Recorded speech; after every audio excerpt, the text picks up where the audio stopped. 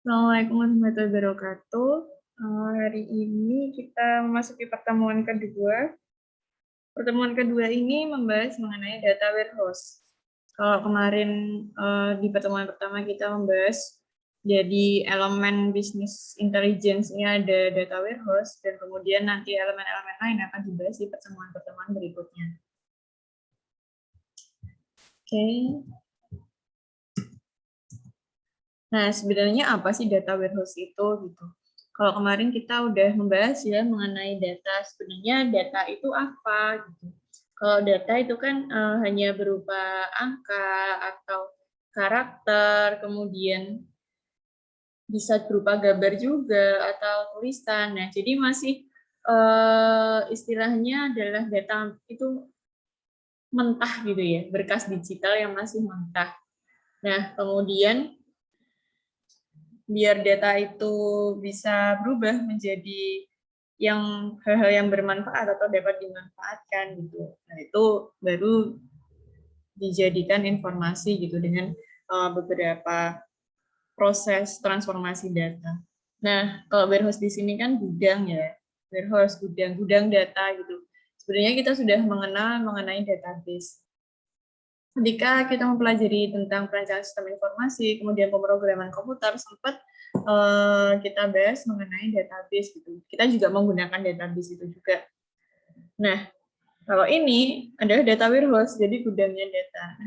Sebelum kita masuk ke sana, masuk ke definisinya, kita overview dulu. Jadi mengingatkan kembali tentang database gitu. Database apa sih? Tempat penyimpanan data dan informasi secara terstruktur sebagai pangkalan data atau tempat berkumpulnya data, juga informasi secara digital. Jadi database itu tempatnya ya, tempat untuk menyimpan datanya. Nah, kemudian kita juga kemarin sempat mempelajari database management system atau DBMS. Jadi sebuah sistem dalam bentuk perangkat lunak komputer atau software dikombinasikan dengan perangkat keras komputer atau hardware untuk memudahkan user dalam melakukan manipulasi data seperti ada create, maintenance, manage, bisa update, insert, delete, dan lain sebagainya. Kemudian contoh DBMS di sini ada MySQL, Oracle, Microsoft SQL Server, MariaDB, PostgreSQL, dan MongoDB, dan lain-lainnya. Kalau kita mungkin udah denger ya terkait MySQL, Microsoft SQL Server, kemudian Postgre gitu. Kalau MySQL kan kita pakai ketika di perancangan sistem informasi itu ya, ada PHP admin. Kemudian Microsoft SQL Server itu kan kalau kemarin kalian pakainya Visual Basic gitu. Nah, itu kan untuk mengkoneksikan database-nya itu kan bisa pakai langsung ya Microsoft SQL-nya. Kemudian Postgre ini SQL kalau kalian jeli gitu ya waktu install ERP yang software ERP kita pakai di praktikum Odoo itu kan di awal kita ada install PostgreSQL gitu. Kalau di laptop kalian udah ada PostgreSQL-nya itu otomatis akan keblok gitu, nggak perlu dicentang. Nah, tapi kalau belum diinstal PostgreSQL-nya itu biasanya dia bisa dicentang kayak gitu. Nah, ini adalah beberapa contoh database manajemen sistem yang pernah kita pakai gitu. Mungkin yang lainnya bisa kita pelajari kalau kalian tertarik. Kemudian ada juga RDBMS gitu, Relational Database Management System. Ya, kalau relational itu kan udah menyangkut tentang primary key, ada primary key-nya, kemudian ada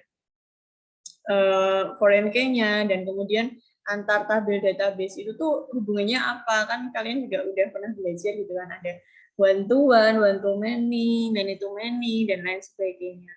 Nah, kemudian di sini kebutuhan dan perkembangan database itu berkembang sampai ke logic programming gitu. Jadi membuat database itu nggak cuma sebatas komputasi aja gitu sekarang. Jadi sebagai sumber data yang bisa digunakan user dengan mengambil data dari beberapa database. Jadi kita biasanya pakai tuh cuma satu database gitu ya ketika kita bikin aplikasi. Nah, kalau ini untuk data warehouse ini kita bisa mengambil dari beberapa database gitu. Data-datanya tuh kita bisa ambil terus kita analisis gitu kan, yang nantinya akan bermanfaat untuk pengambilan keputusan dari manajemen. Nah, itu kan kemarin yang bisnis intelijen itu kan sampai ke arah situ ya, untuk pengambilan keputusan. Nah, ini paradigma baru database. Ada data mining, data warehouse, web database, dan database multimedia. Nah, kita mungkin akan mempelajari sedikit tentang data mining. Seharusnya kalau data mining ini mata kuliah tersendiri, tapi karena bisnis intelijen ini terkait dengan data mining, jadi kita tetap belajar. Nah, kalau kita masuk ke definisinya, ini ada built-in one. Ini mereka sebenarnya bersama-sama ya dikenal sebagai bapak database gitu. Cuma pada akhirnya ketika mendefinisikan terkait data warehouse itu mereka punya dua pemikiran gitu. Pemikirannya berbeda. Kalau built-in one ini mendefinisikan data warehouse sebagai sekumpulan data yang memiliki 6 buah sifat atau karakteristik.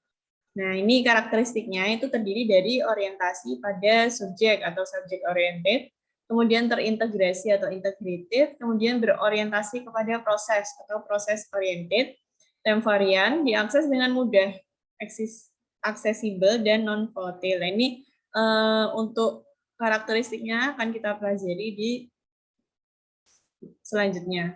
Kemudian Ralph Kimball di sini mendefinisikan untuk data warehouse sebagai sebuah sistem untuk pengumpulan data transaksional dari berbagai sumber data yang mengutamakan dua hal. Jadi ada query-nya dan analisis datanya.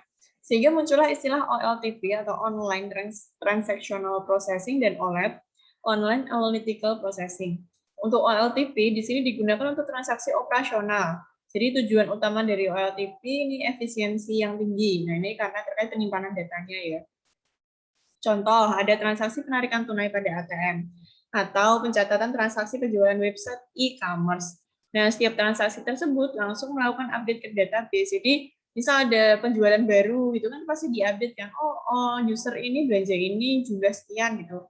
Totalnya sekian. Nah, itu nanti kan kita bisa ngecek gitu. Oh, berarti dalam sehari penjualan kita mencapai sekian. Nah, untuk OLAP, di sini pengambilan informasi dari data yang disimpan oleh OLTP. Contoh, laporan penjualan rutin berdasarkan produk, region, atau salesperson. OLAP sering dibangun pada data warehouse, di mana data yang digunakan tidak lagi transaksional, sehingga tidak mengganggu transaksi. Kalau laporan itu kan tinggal narik aja, kan, jadi nggak mengganggu transaksinya gitu loh. Kalau misalnya transaksi, di saat yang bersamaan, manajemen mau nge-ekstrak laporannya gitu kan. Nah, ada juga yang mau beli saat itu juga, lah itu nggak masalah gitu, nah, tergantung timingnya kan. Ketika si pembeli ini melakukan transaksi di jam 13.50, nah tapi ternyata ketika si manajemen itu mengekstrak laporannya itu 13.49 gitu, nah otomatis yang terrecord ya waktu penjualan sebelum itu gitu. Jadi yang 13.50 kan belum masuk ke sistem.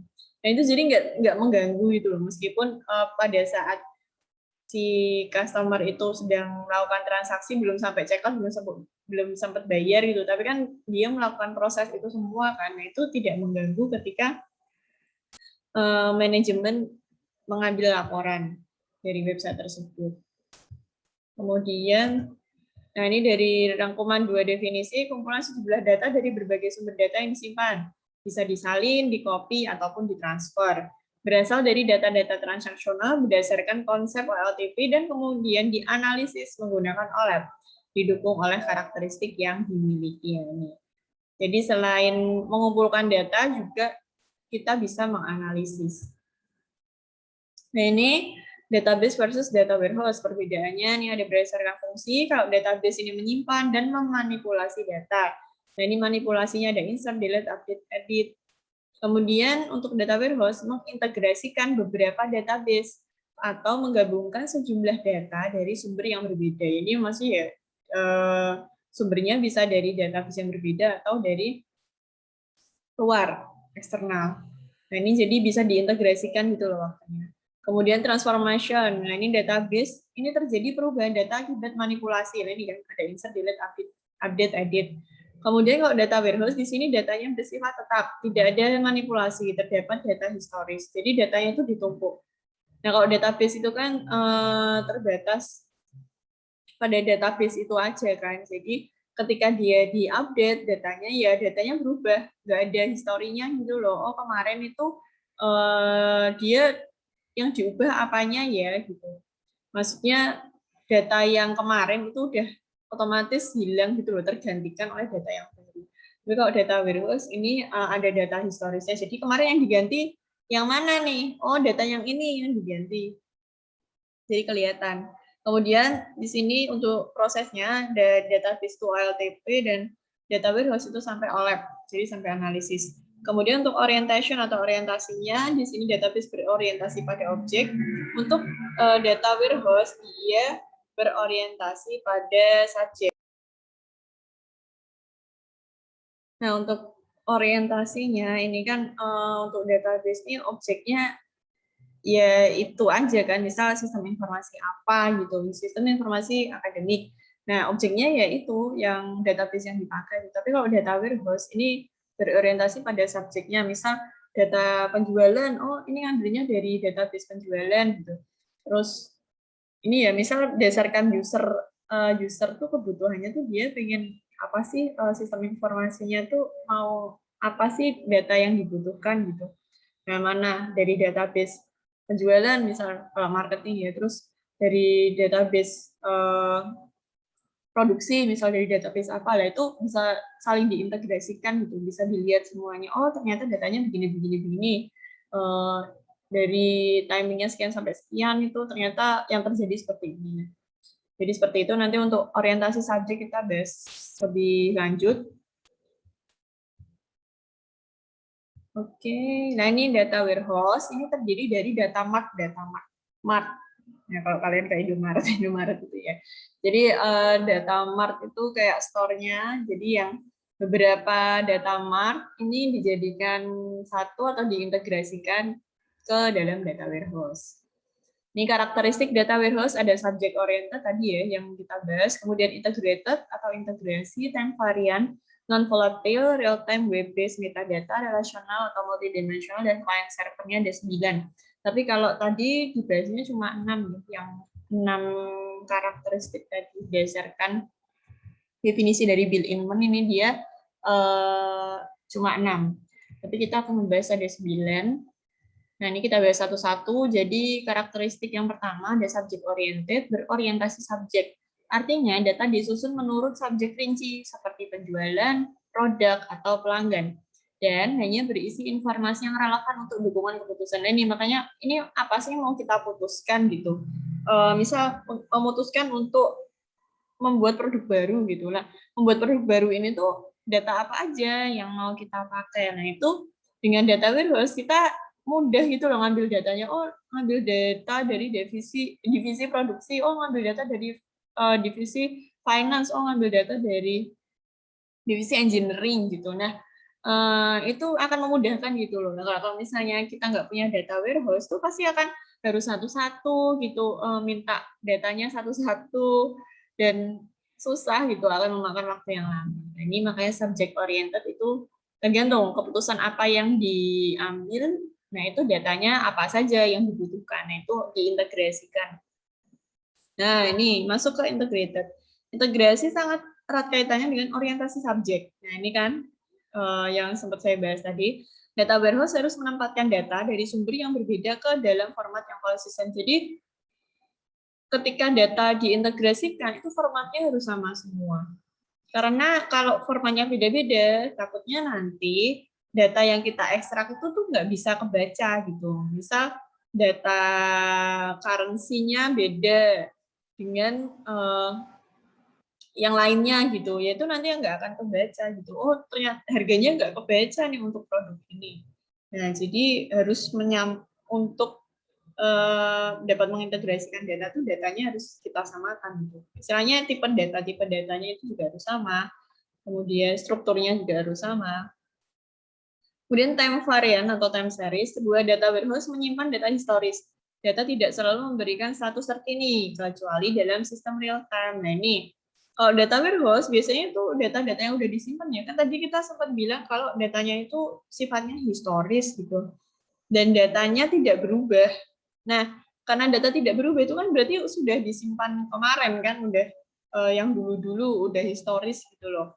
Jadi kalau misalnya real time itu pasti akan berubah lagi, berubah lagi, berubah lagi. Nah, data warehouse ini adalah data yang memang udah jadi histori gitu.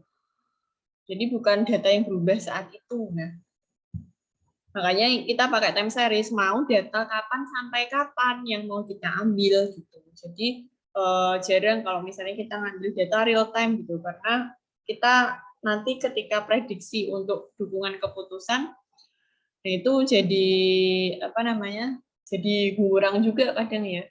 Misal hari ini itu banyak penjualan karena apa gitu, ternyata banyak toko yang tutup gitu. Nah, itu kan jadi outlier ya sebenarnya. Nah, ini makanya kita harus menentukan time series-nya dulu. Mau sampai kapan atau dari kapan.